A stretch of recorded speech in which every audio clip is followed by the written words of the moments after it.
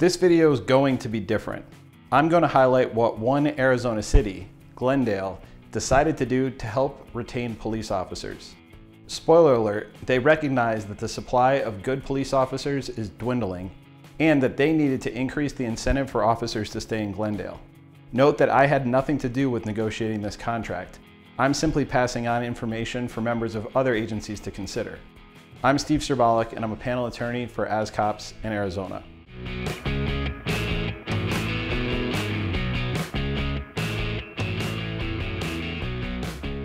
First is pay. The base pay for a topped-out senior police officer is rising to above $90,000. That's assuming a regularly scheduled 40-hour work week. If officers work more than 40 hours, or if they work any hours outside of their scheduled shifts, they receive overtime paid at 1.75 times their hourly rate. Additionally, if officers are taken out of a specialty detail to cover shifts in patrol, the officers sent back to patrol are paid the overtime rate for that assignment. Officers who are called to cover emergency events, known as TRU, receive premium pay for that call-out time in addition to their hourly rate. Sick leave accrual changes too.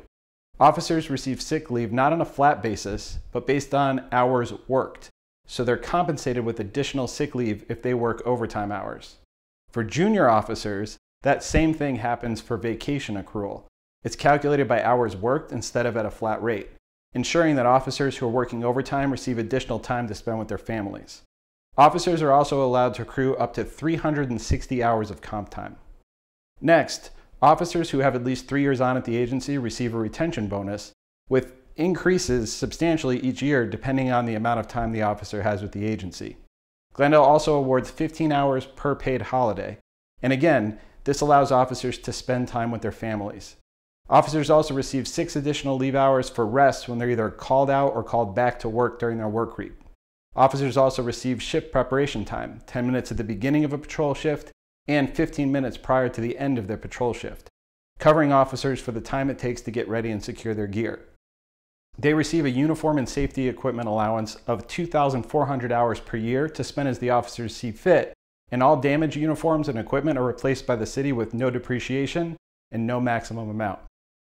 Glendale also recognizes that family commitments are substantial if there's a death of a family member, and allows 40 hours of leave for immediate family members, plus 2 additional days for out-of-state travel if necessary. They also give 3 days for leave of the death of a grandparent. This leave can also be split if they need to, which allows members to take time off if necessary to settle an estate. If there's a line of duty death, the city agrees to contribute up to $15,000 towards a funeral, and the deceased officer's entire squad, as well as up to 2 union representatives plus the liaison with the family, is allowed to attend the National Law Enforcement Memorial, paid for by the city. Employees intending to retire are granted transition leave, which means they can burn through their vacation, comp, and holiday leave on their way out the door, and retiring employees receive 40 hours of out-processing leave, allowing them to be removed from normal duties to tie up loose ends before leaving. This leave can be used before the transition leave that I just mentioned.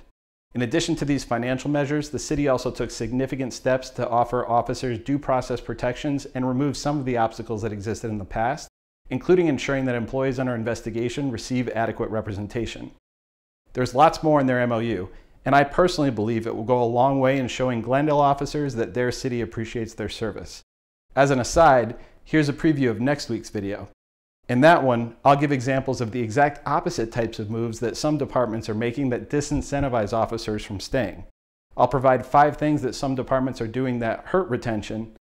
So if you have any questions or comments on methods to retain police officers or what I discussed in this video, please leave them in the box down below. Like and subscribe to help my channel grow, and be on the lookout for future videos which come out every Sunday at 5:30 p.m. Arizona time. Thanks for watching, and stay safe out there.